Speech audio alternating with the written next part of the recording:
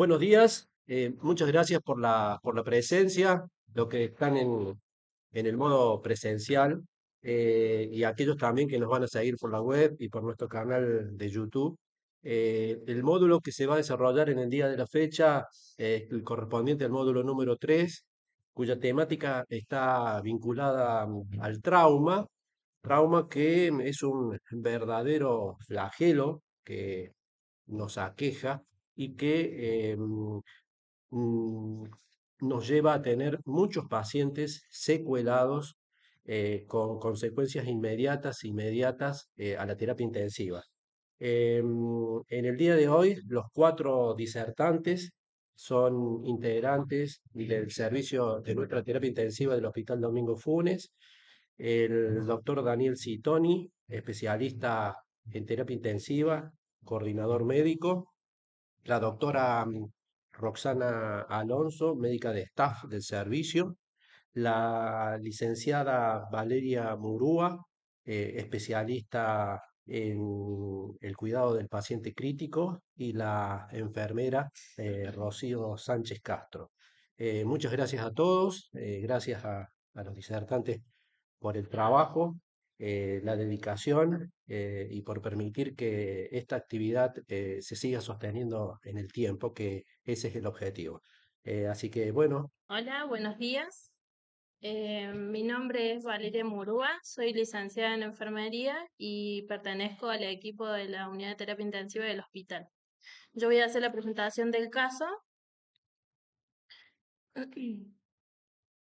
Em, la presentación del caso, este módulo vamos a hablar de traumatismo raquimedular, así que vamos a basarlo en un caso que tuvimos de un paciente que asistimos en el servicio de la terapia intensiva. El paciente es un paciente de 18 años que ingresa a la Guardia Central derivado del Hospital Aurelio Crespo en la localidad de Cruz del Eje con diagnóstico de politraumatismo por presentar traumatismo de cráneo encefálico y trauma de columna cervical. A causa de un accidente en moto con casco versus camioneta con pérdida transitoria de la conciencia.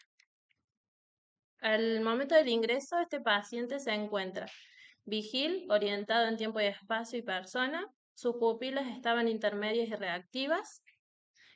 Conservaba la simetría facial. Presentaba reflejo nauseoso. Ante el reflejo motor, se observó un movimiento proximal del miembro superior izquierdo y sin respuesta del resto de los miembros y extremidades.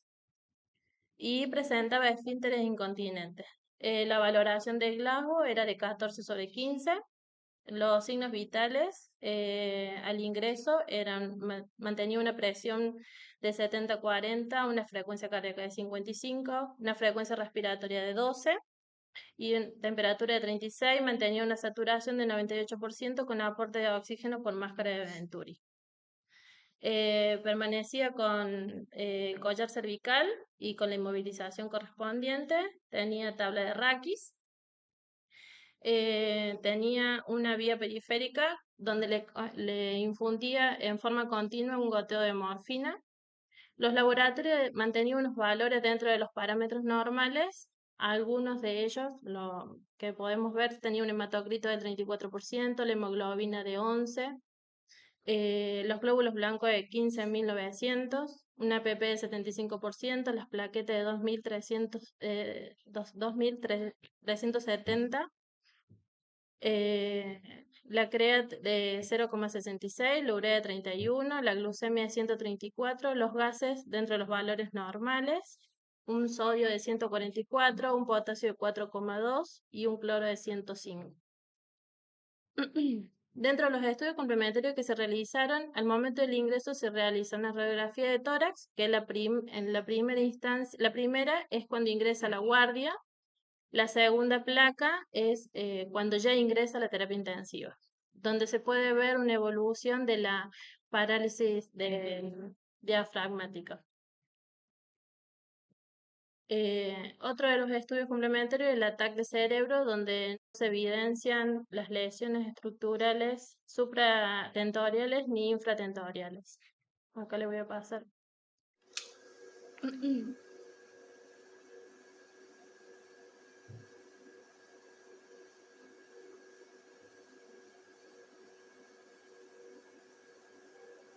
Esas son las imágenes de la tomografía de cerebro. La tomografía de columna podemos observar que tenía una fractura de tipo A1, espinosa en la C3, una fractura de tipo 2, A2, donde se veía una compresión del cuerpo vertebral completo en la C4 y una fractura de tipo A4 con estallido y compromiso del muro posterior y ocupación del canal del 50% en la C5. En las imágenes de la resonancia magnética que se realizó recién al quinto día de ingresado a la unidad de terapia intensiva, se confirma la lesión medular completa a nivel C5. En el momento del ingreso a la unidad de terapia intensiva, el paciente ingresa con un aporte de oxígeno por medio de máscara de Venturi. Los controles de signos vitales se encuentran relativamente igual a los del ingreso de la guardia, donde continuaba hipotenso y con una frecuencia cardíaca eh, baja de 55, una palidez generalizada, y al momento de la observación y de la epicrisis se observan escoriaciones en miembros superiores y miembros inferiores. También él ingresa con el diagnóstico de fractura de muñeca y tobillo que no fue resuelto. En el día 1 de la unidad de terapia intensiva, el paciente evoluciona con una insuficiencia ventilatoria secundaria a la parálisis diafragmática, por lo cual esto tuvo un requerimiento de conectar al paciente en asistencia ventilatoria mecánica invasiva. En un comienzo, el modo ventilatorio que utiliza es un volumen controlado por volumen, con una FIO del 50%, una PIB de 5, una frecuencia respiratoria de 12, manejando un volumen total de 450. Permanece con umbras de 5. El diagnóstico inicial es de sección medular completa a nivel C5 y un shock neurogénico. Comienza con una sedación profunda con midazolam, fentanilo y ketamina, manteniendo o tratando de mantener al paciente con un RAS de -5, y comienza con la necesidad de infusión inotrópicos de noradrenalina. En ese momento del ingreso se le hace la solicitud por parte del servicio de neurocirugía de una resonancia magnética en el Hospital Córdoba. Al día 5 de la internación, post realizada tener las imágenes de la resonancia magnética, se decide la resolución quirúrgica para la bioestabilización mecánica mediante la colocación de prótesis de la columna cervical, sección medular completa a nivel de C5. Bueno, se puede decir que a raíz del postquirúrgico, en el postquirúrgico se hace un control continuo del paciente en internación por parte del servicio de terapia intensiva y del servicio de neurocirugía. Se observa una evolución del paciente donde se lo observa dirige la mirada, donde sigue manteniendo la movilización solamente del brazo izquierdo, y bueno, y se hace una evolución diaria del departamento de neurocirugía. Buen día. Bueno, mi nombre es Citoni Daniel. Soy médico coordinador de la terapia intensiva del Hospital Domingo Funes. Y bueno, vamos a dar un poquito la introducción al paciente con un traumatismo raquimedular. Eh, este tipo de paciente sigue siendo, está en el contexto de un paciente politraumatizado, ¿no es cierto? Entonces, este tipo de lesiones son una de las lesiones más devastadoras tanto para el paciente como también para la familia y para el equipo tratante. ¿M? Siempre que tenemos un paciente politraumatizado, debemos pensar de que puede tener una lesión a nivel de la columna potencial, ¿no? Entonces, siempre debemos tratarlo como protegiendo justamente de que hagamos más daños de que el paciente ya tiene en el momento del trauma.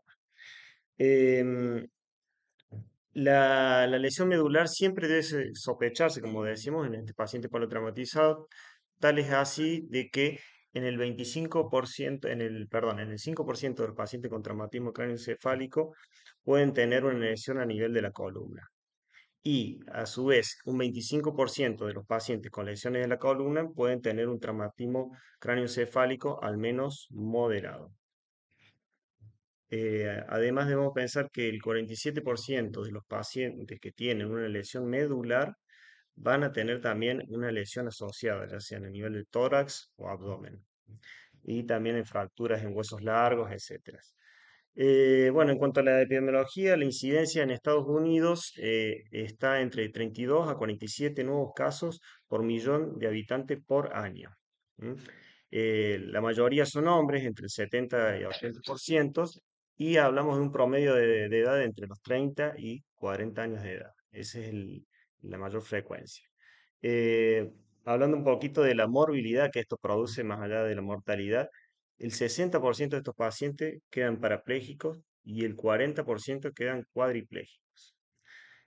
Así que bueno, y la mortalidad a los 3 meses es de el 20%.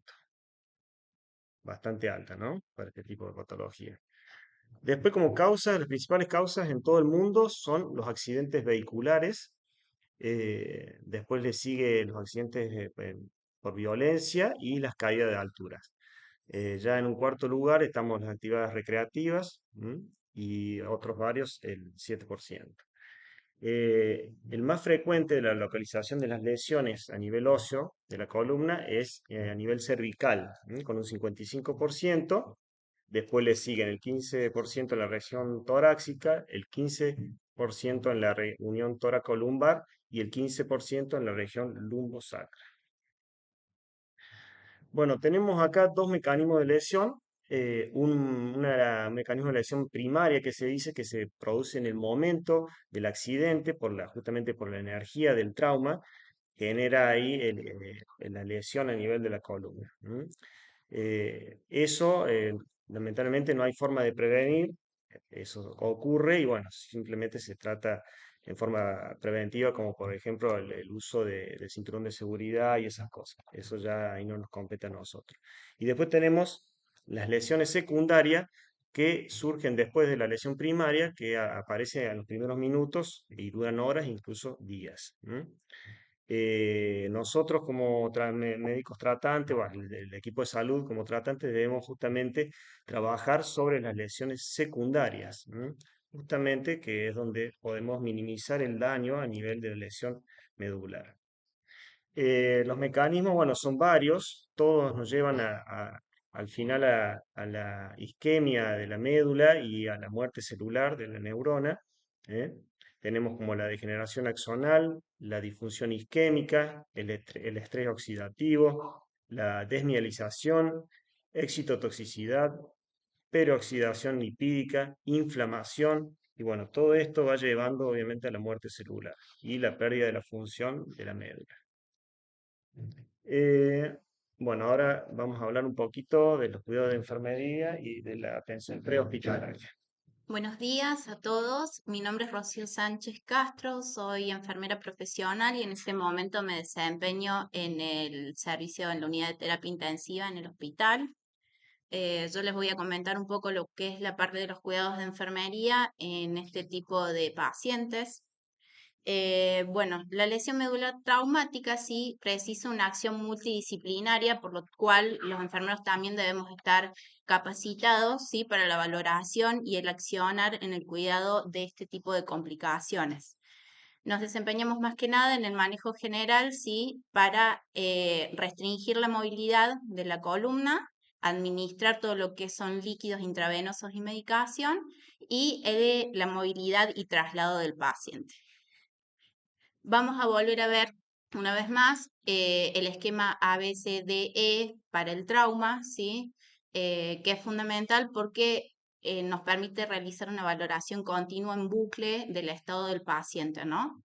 En primera instancia, en fase prehospitalaria, vamos a tener en cuenta la aparición de ciertos signos, síntomas, em, que son fundamental en este tipo de lesiones. A nivel de la vía aérea, vamos a estar atentos para poder suministrar todos los recursos para asegurar una secuencia de inducción rápida, ¿sí? En el requerimiento de una intubación endotráquea. A nivel B tenemos que estar muy atentos al tema del riesgo del fallo respiratorio debido a un agotamiento, ¿sí?, de los músculos que intervienen en el proceso de la respiración. A nivel C, vamos a asegurar un acceso venoso permeable, ¿sí?, para lo que es la reposición de fluidos si hace falta una resucitación ante el riesgo del shock neurogénico. Por supuesto, a nivel del D, la valoración del déficit neurológico, que también nos va a permitir realizar una documentación adecuada para la valoración posterior de la evolución de las lesiones. Y a nivel del E, tenemos que tener en cuenta en la exposición que estos pacientes muchas veces sufren una pérdida de la sensibilidad del dolor, lo cual nos estaría exponiendo a no valorar ciertos signos y síntomas, ¿sí?, que nos hablan de otro tipo de lesiones que acompañan al traumatismo, como podría ser, por ejemplo, un abdomen agudo. Además, estos pacientes también muchas veces pierden la capacidad de la regulación de la temperatura, así que vamos a estar muy atentos en este caso en particular a la temperatura del paciente. Otra instancia donde tenemos una función esencial es en la movilización y la inmovilización del paciente. Lo fundamental y la prioridad en estos casos es la protección de toda la columna, ¿sí?, durante el proceso de la evaluación primaria. Después, la detección de la injuria espinal, ¿sí?, va a ser realizada durante la evaluación secundaria una vez que el paciente se encuentre resucitado y estable. Acá tenemos un ejemplo, ¿sí?, de una maniobra que es fundamental, que es la rotación en bloque del paciente con no menos de 4 personas operativas. La primera persona se va a colocar en la parte de la cabecera, ¿sí?, para realizar todo lo que son maniobras de retracción y rotación de la columna cervical y la cabeza. Necesitamos 2 operadores a los lados para asegurar la parte de tórax y miembros, y el cuarto operador va a cumplir la función de colocar o retirar los dispositivos de inmovilización y realizar una valoración de la columna, ¿sí?, además de cualquier otro procedimiento que pudiera ser necesario en el momento. Esto nos asegura que, digamos, la movilización no sea segmentada, ¿sí?, y los riesgos de flexión y extensión que podrían crear injurias asociadas a la movilización. Bueno, debemos estar atentos a ciertos signos de sospechas de la lesión medular, ¿sí? Entre ellos figuran la debilidad o parálisis de las extremidades, cualquier tipo de alteración en la sensibilidad tanto en tronco como en extremidades, dificultades en el lenguaje, respiración abdominal, hipotensión y bradicardia paradójica, que lo vamos a ver más adelante, es algo muy particular, la posición de flexión de codo, dolor o deformidad en la columna, así también como la ausencia de dolor en lesiones evidentes que deberían ser dolorosas, parestesias con sensación de descarga eléctrica o priapismo. Ya encontrándonos en la fase hospitalaria, desde enfermería debemos tener la preparación y asegurar los recursos, tanto materiales como humanos. Esto lo repetimos en muchas ocasiones, tener preparado un carro de vía aérea ante la necesidad de asegurar la intubación, carro de paro por la necesidad de medicaciones. Estos pacientes manifiestan a veces bradicardias paradójicas extremas, se utiliza atropina en estos casos o resucitación con infusiones. Vamos a volver a realizar la valoración del ABCDE, ¿sí?, con ya un monitoreo continuo instalado, monitoreo de electrocardiograma y la colocación de catéteres, tanto sondas nasogástricas para eliminar la distensión vesical y el riesgo de la broncoaspiración, y sondas vesicales para poder valorar el estatus diurético del paciente. Este concepto de inmovilización selectiva se refiere a tener la capacidad de valorar el costo-beneficio de la utilización de dispositivos de inmovilización. ¿A qué nos referimos? A que el hecho de tener colocado los dispositivos, que normalmente los que conocemos o más utilizamos tanto en las emergencias como en los servicios, el collar cervical y la tabla raquis, ¿sí?, no tienen, digamos, una seguridad del 100% en la inmovilización, ¿sí? Y puede crear injurias que complicaría con el tiempo la estadía del paciente.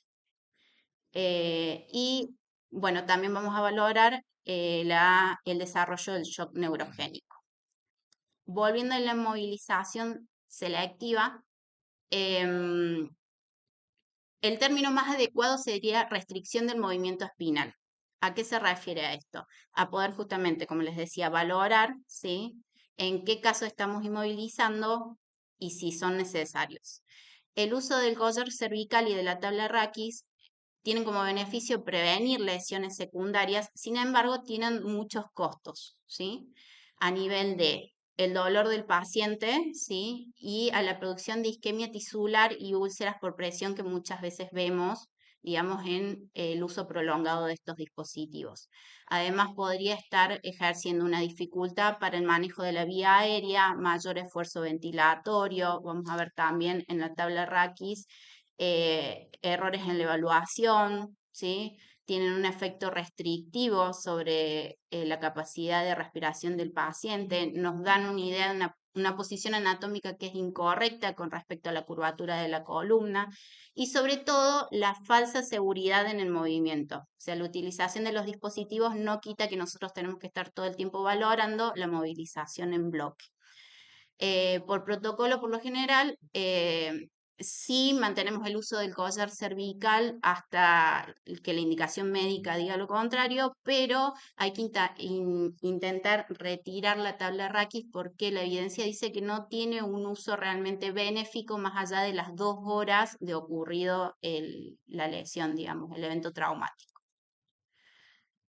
El shock neurogénico es una condición donde vamos a ver una insuficiencia del fluido sanguíneo en el cuerpo debido a que las señales del sistema nervioso simpático están alteradas por la lesión. Por lo tanto, a nivel de la señal del vasomotora, tenemos dilatación, ¿sí?, de los vasos sanguíneos con una consecuente acumulación de la sangre a nivel de los vasos del sistema venoso, por lo cual disminuye la tensión arterial, ¿sí?, y entramos en shock. Hay ciertos signos que son característicos de este shock y nos va a permitir diferenciarlo de otros tipos de shock. La hipotensión y la disminución del ritmo diurético suele ser común a todos, ¿sí? Pero hay un par de casos donde podemos valorar sobre todo la diferencia con respecto al cardiogénico o el hipovolémico que podrían estar ocurriendo simultáneamente en el caso de un politraumatizado. En este caso se presenta una bradicardia paradójica, ¿sí?, que está relacionada justamente con esta lesión a nivel de la emisión del sistema simpático. Podemos observar también una piel enrojecida, seca y caliente, que normalmente tenemos diaforesis en los otros casos, ¿sí? Y la presencia de poiquilotermia, ¿sí?, que es la pérdida de la regulación de la temperatura. Por último, les dejo este término, ¿sí?, que es TEAM, que es acrónimo de las palabras en inglés Together Everyone Achieves More, que sería que todos juntos logramos más. Gracias. Seguimos con la atención de un paciente politraumatizado. Una vez, como dijo la licenciada Sánchez, estabilizado y habiendo hecho las prioridades de la A, B, C, D, nos vamos a enfocar en el examen neurológico de este tipo de lesión. Entonces, vamos a determinar la severidad que tiene el trauma espinal y el estado neurológico basal que ingresa el paciente. Para ello, vamos a utilizar una escala que se utiliza mundialmente que se llama la clasificación neurológica de lesión medular establecida por la ASIA. Con este sistema vamos básicamente a estandarizar el daño que tiene a nivel de la lesión medular, tanto motor como sensitivo. Entonces vamos a definir con esto 2 niveles sensitivos, 2 niveles motores y un nivel neurológico. Después que valoramos esto, lo vamos a clasificar a las lesiones en completas e incompletas. Bueno, vamos a nivel motor. ¿Cómo lo vamos a evaluar? Tenemos dos niveles motores, uno del lado derecho y otro del lado izquierdo del cuerpo. Para eso vamos a realizar una valoración cuantitativa de la fuerza, que se llama graduación de la fuerza, de los 10 grupos musculares. Cada grupo muscular es un miotoma que se encuentra a nivel de C5, del cervical 5, hasta la T1. Y después entre la L2, o sea, lumbar 2, y sacra 1. El valor de la fuerza de cada grupo muscular lo vamos a hacer por medio de un test manual, que tiene una graduación desde 0, donde no tenemos ningún tipo de contracción muscular, hasta el nivel 5, que es la fuerza normal. Y ahí vamos a definir el nivel motor. El nivel motor entonces está dado por el músculo más distal que tenga al menos una puntuación esta de 3 sobre 5. Ese es el nivel motor. Acá tenemos ahí en las imágenes cómo es la gradación de la fuerza muscular. Como decíamos, el nivel 0 es cuando no moviliza nada, está paralizado totalmente. Y vamos gradualmente, ahí de 1, 2, 3, donde vamos aumentando el nivel de funcionalidad del músculo que estamos evaluando. 5 es normal. Esos son los distintos niveles que tenemos ahí. Que empezamos con C5 a nivel de flexión del codo y terminamos con S1, que son flexores plantares del tobillo. Después de eso evaluamos el nivel sensitivo, que también definimos dos niveles, uno del lado derecho y otro del lado izquierdo del cuerpo, y lo hacemos de dos maneras. Una comprobando el tacto leve, y la otra manera es eh, evaluando la función del dolor, ¿no? Por medio de un pinchazo. Tenemos 28 puntos para evaluar y estos se llaman dermatomas. Eh, para la evaluación utilizamos la sensación de 2 puntos. La graduación de 2 puntos es una sensación normal, de 1 punto es una sensación anómala y 0 puntos no hay sensibilidad. Después de eso vamos a definir el nivel sensitivo, que estará dado por la zona más distal que tenga puntuación de 2 sobre 2 para ambos aspectos, tanto de dolor como de sensibilidad. Bueno, acá tenemos un pequeño dibujo, un esquema de cómo son los dermatomas que tenemos que ir evaluando. Empezamos también a nivel C5 como la parte motor y terminamos en S2 y S4, que es el periné, que básicamente se hace ya a nivel de S4 o S5. Se hace por medio del tacto rectal, donde evaluamos ahí la sensibilidad y también la contracción del esfínter. Después de hacerlo a nivel motor, a nivel sensitivo, nos vamos al nivel neurológico, que es el segmento más caudal, ¿no?, de la médula espinal, que tiene función motora y sensorial en ambos lados del cuerpo. En el caso de que sea simétrico, será el motor el que defina el nivel. Bueno, a forma grosera podemos hacer una distinción entre las lesiones que se encuentran por arriba de T1 y por debajo. Cuando tenemos una lesión que está por encima de T1, nos va a producir una cuadriplegia. Si está por debajo de T1, una paraplegia. Bueno, pues sabemos lo que definimos cuadriplegia, ¿no? Que no puede movilizar ninguno de los 4 miembros y paraplegia solamente los miembros inferiores. Bueno, después de hacer toda esa evaluación, ahí vamos a definir si una lesión es completa e incompleta. Esta es la escala, justamente se llama de deficiencia de Asia, es muy importante justamente para clasificar la lesión. Tenemos la tipo A, que es una lesión completa, que tenemos una ausencia de la función motora y sensitiva, que se extiende hasta los segmentos S4 y S5. Eso se realiza, como habíamos dicho previamente, a través del tacto rectal y examinando la sensibilidad del mismo. Después pasamos a la B, que es una incompleta sensitiva. Ahí preservamos la función sensitiva solamente sensorial a nivel también de los segmentos más distales S4 y S5, pero no tenemos función motora. Después tenemos la C, que es incompleta motora, que ahí tenemos preservación de la función motora por debajo del nivel neurológico y más de la mitad de los músculos por debajo del nivel neurológico tiene un balance muscular menor de 3. Es la escalita que le habíamos hecho de 0 a 5, ¿no? Después tenemos la D, que es incompleta motora, Bueno, ahí en ese caso tenemos una preservación de la función motora por debajo del nivel neurológico y al menos la mitad de los músculos por debajo del nivel neurológico tienen un balance muscular ya mayor o igual a 3. Y después tenemos la función, la E, que es la función normal, o sea, moviliza y tiene sensibilidad completa. ¿Mm? Esta es la escala que se usa mundialmente, para poder clasificar la lesión, que es justamente hecho por la ASIA. No sé si se alcanza a ver bien, pero bueno, uno se vaya examinando al paciente y va rellenando todos estos cuadritos. Bueno, después de eso, las complicaciones que podemos tener en estos tipos de lesiones, una de las más importantes y que tenemos que tener mucho cuidado son las alteraciones respiratorias. ¿Mm?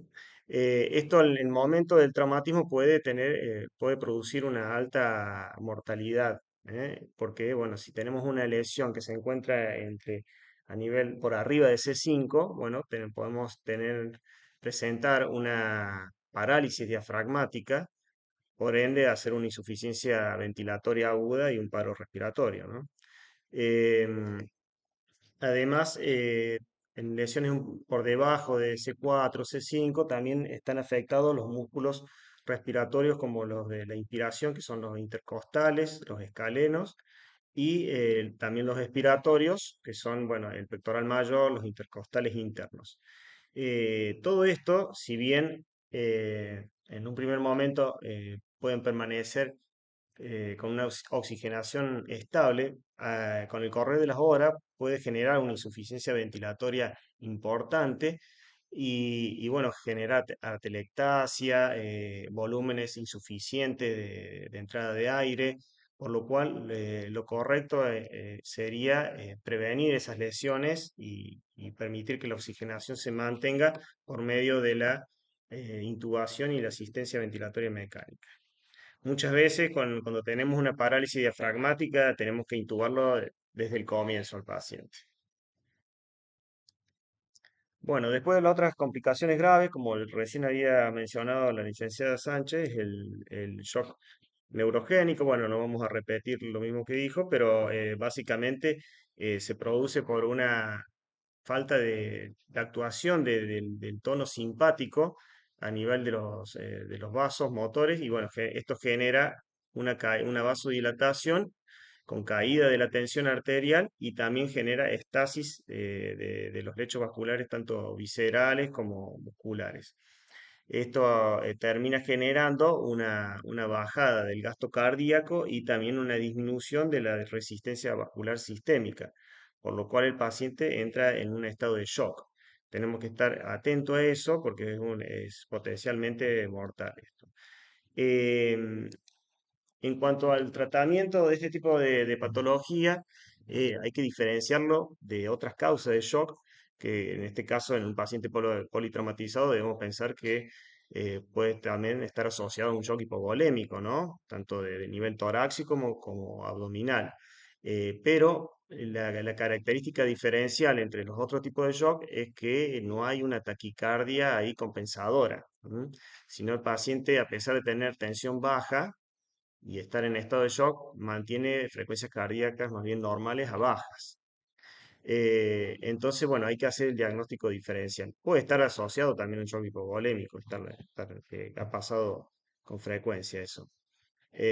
Así que, bueno, el tratamiento, si bien inicialmente, como dijo la licenciada, se puede hacer una reanimación con líquido, con volumen y si es necesario también con glóbulos rojos, bueno, con elementos de sangre. Bueno, en realidad, después de unos minutos va a requerir drogas vasopresoras, justamente por la vasoplejía que presenta este tipo de shock. Entonces, el tratamiento clave en este tipo de pacientes sería justamente las drogas vasopresoras, principalmente la noradrenalina, como justamente tuvimos con el caso problema, ¿no? Después otra cosita, también en la bradicardia podemos hacer tratamiento por medio de la tropina. Muchas veces por una cuestión de términos se puede llegar a confundir con el shock medular, que, bueno, que el shock medular no es lo mismo que el neurogénico, es básicamente la ausencia del tono muscular y la pérdida de los reflejos, tanto de los músculos motores como viscerales, ¿eh? Entonces, pero bueno, no necesariamente genera un estado de hipotensión. ¿Mm? Bueno, ahora después de hacer toda esa evaluación clínica, neurológica, que es muy importante, no menos importante es la valoración de imágenes. Una vez que ya hemos estabilizado al paciente en tanto sus signos vitales, tanto la parte cardiovascular y de su vía aérea, etcétera, vamos a seguir con el diagnóstico por imágenes, donde de rutina en este tipo de pacientes debemos, con sospecha de una lesión medular, debemos pedir una radiografía de frente, otra de perfil y una transoral. Bueno, sobre todo la de perfil, obviamente debemos tratar de visualizar hasta la séptima cervical, y en la transoral lo que vamos a tratar de valorar si hay una lesión a nivel de la apófisis odontoides. Después, dentro de la columna tóraco-lumbar, bueno, pedimos una proyección ahí antero-posterior y lateral, donde, bueno, podemos evaluar ahí la alineación, si hay rotaciones, si hay pérdida de sustancia, etcétera. Obviamente que la mayoría de las veces esto no alcanza y debemos progresar ahí con el estudio y pedir una tomografía computada en cuanto se pueda, ¿no? Porque hay muchas lesiones que inicialmente no podemos verla con una radiografía convencional. Entonces, sí o sí, si uno tiene una alta sospecha de una lesión medular o un traumatismo raquimedular, debemos pedir una tomografía computada de columna. ¿Mm? Y además también para descartar justamente patologías asociadas al politrauma. Bueno, básicamente acá vamos a ver bien, identificar todas las fracturas, el nivel que tiene, la podemos clasificar, podemos ver también si tiene implicancia a nivel del canal medular, y bueno, y ya va perfilando para el tipo de tratamiento que va a necesitar el paciente. ¿Mm? Sobre todo la estabilización quirúrgica.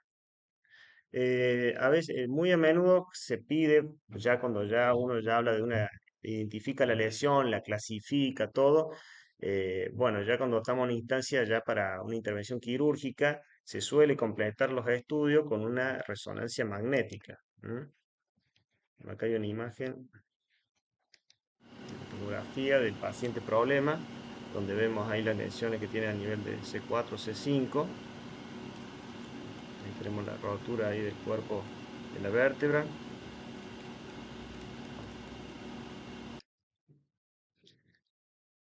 Y después se solicitó también la resonancia en este paciente, justamente donde podemos ver ahí las lesiones de las partes blandas, de la lesión medular completa, si es incompleta, de los ligamentos y también, ahí estaría, sí, para atrás de vuelta. Bueno, como la resonancia magnética, si bien es un método mucho más caro y a veces el paciente necesita estar mucho más estable para poder realizar el estudio, eh, lo que tiene de ventaja con respecto a la tomografía es que se evalúa mejor el compromiso del canal, y la lesión medular, el alcance que tiene la lesión medular, y bueno, si hay isquemia, si hay hemorragia, si hay contusión, bueno, si hay sección medular completa o no, bueno, etcétera. Es muy útil, sobre todo para los neurocirujanos. Bueno, ahora la doctora va a hablar un poquito de los síndromes medulares incompletos. ¿Qué tal? Buenos días. Yo soy la doctora Alonso, médica de la terapia intensiva de aquí del Hospital Funes. Vamos a hablar un poquito de síndromes clínicos, valoración de lesiones asociadas y algo del tratamiento. Dentro de los síndromes clínicos tenemos el centro medular, el síndrome medular anterior, el síndrome de Bronce-Quart, el de cono medular y cola de caballo. En el centro medular, que es el más frecuente de las lesiones incompletas, caracterizado por mayor debilidad motor en miembros superiores que en inferiores, trastornos esfinterianos y grados variables de afectación sensitiva. Más frecuente en personas con cambios degenerativos vertebrales previos que sufren un mecanismo de hiperextensión. El mecanismo de la lesión es por caída frontal que causa un impacto facial, puede ocurrir con fractura o dislocación de la columna cervical o sin ella. Comparada con otras lesiones incompletas, el pronóstico para la recuperación es mejor.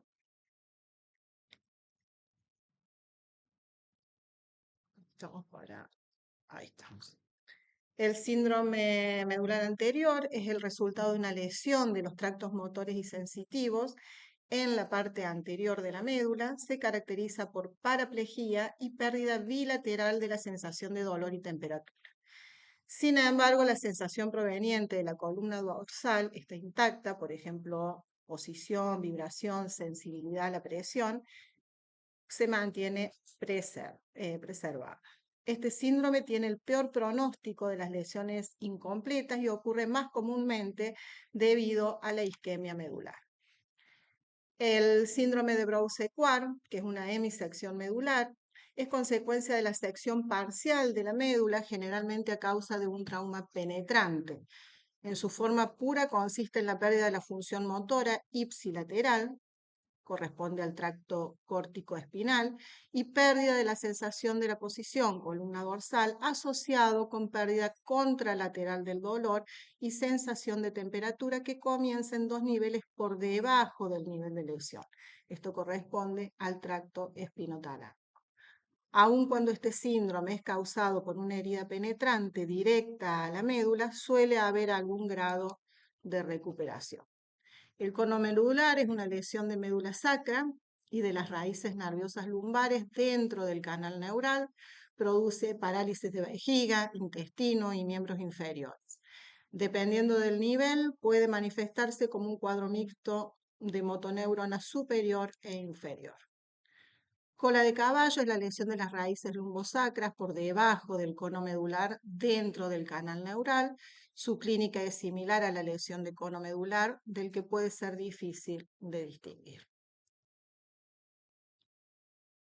Valorar las lesiones asociadas. La lesión medular se relaciona con traumatismos de alta energía, por lo tanto debemos reevaluar nuevamente al paciente, preguntarnos si el paciente tiene además traumatismo de tórax, traumatismo de abdomen, pelvis o trauma cráneoencefálico.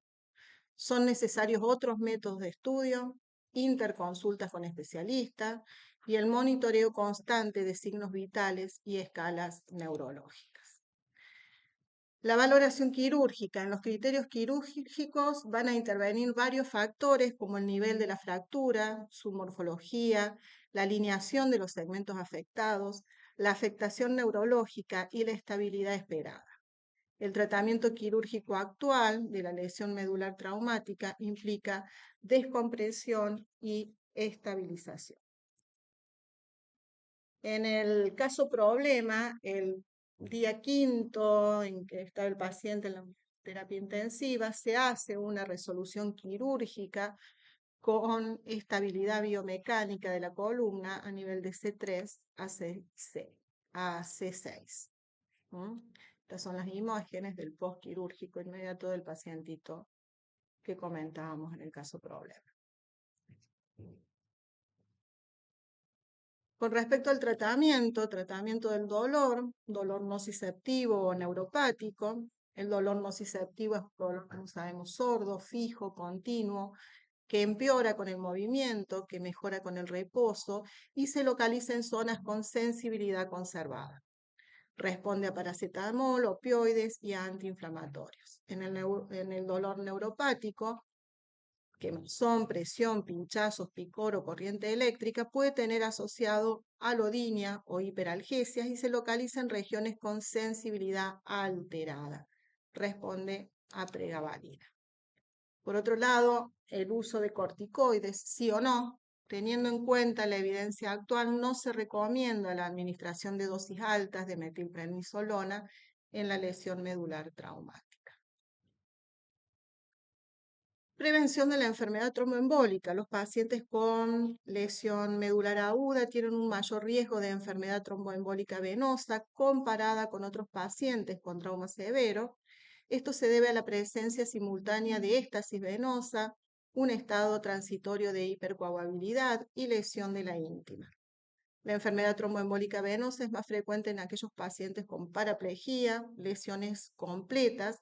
Dentro de la clasificación ASIA que veíamos con el doctor Citoni, sería el tipo A.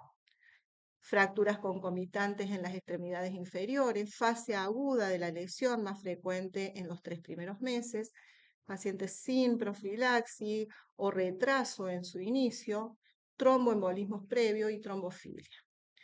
La profilaxis obligatoria debe iniciarse si no está contraindicada en las primeras 72 horas tras la lesión medular.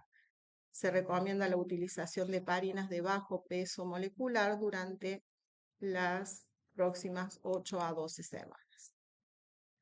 En cuanto al tratamiento de difusiones asociadas, la gastroparesia y el lirio paralítico desarrollado en las primeras 24 a 48 horas se deben a la pérdida de la actividad simpática y parasimpática durante la fase de shock espinal y generalmente se resuelve en el segundo a tercer día. La utilización de metoclopramida, neostimina o eritromicina puede ser efectiva en este momento. Colocar sonda nasogástrica para evaluar actividad intestinal y luego comenzar inmediatamente con la nutrición. En cuanto a las alteraciones urinarias, en el periodo inmediato después de la lesión medular se pierde la actividad refleja del tracto urinario, se produce retención urinaria, incluso en pacientes con lesión incompleta medular. La oliguria, posiblemente como resultado de la formación del tercer espacio, es frecuente en la fase precoz. La colocación de una sonda vesical desde el inicio permite evitar obviamente la sobredistensión vesical y monitorizar la diuresis. Si el sondaje está contraindicado, por ejemplo en un trauma uretral, se colocará un catéter suprapúbico. Y finalmente, para tener en cuenta siempre ante un paciente con lesión medular, hay que repetir el examen todas las veces que sea necesario. Siempre que se sospeche una lesión hay que restringir el movimiento de la columna mientras se manejan las lesiones que amenazan la vida y el trabajo debe ser multidisciplinario. Muchas gracias. Bueno, muy bien. Muchas gracias por estar acá presentes y bueno, y también a todos los oyentes que están ahí por medio de la página. Bueno, este tipo de patología, el politraumatizado en sí, sabemos que lleva el esfuerzo de todo el equipo sanitario, tanto enfermeros, médicos, cirujanos, bueno, etcétera. Todo el equipo debe estar involucrado y saber cada uno cómo cumplir su rol efectivamente para darle una mejor atención a nuestros pacientes, ¿no? Así que, bueno, sin más preámbulos, yo creo que nos vamos a esperar el día 15 de junio con el próximo Ateneo, la próxima clase con el doctor Bañasco y el doctor Cáceres. Vamos a hablar de síndrome coronario agudo. Y bueno, terminamos acá. Muchas gracias.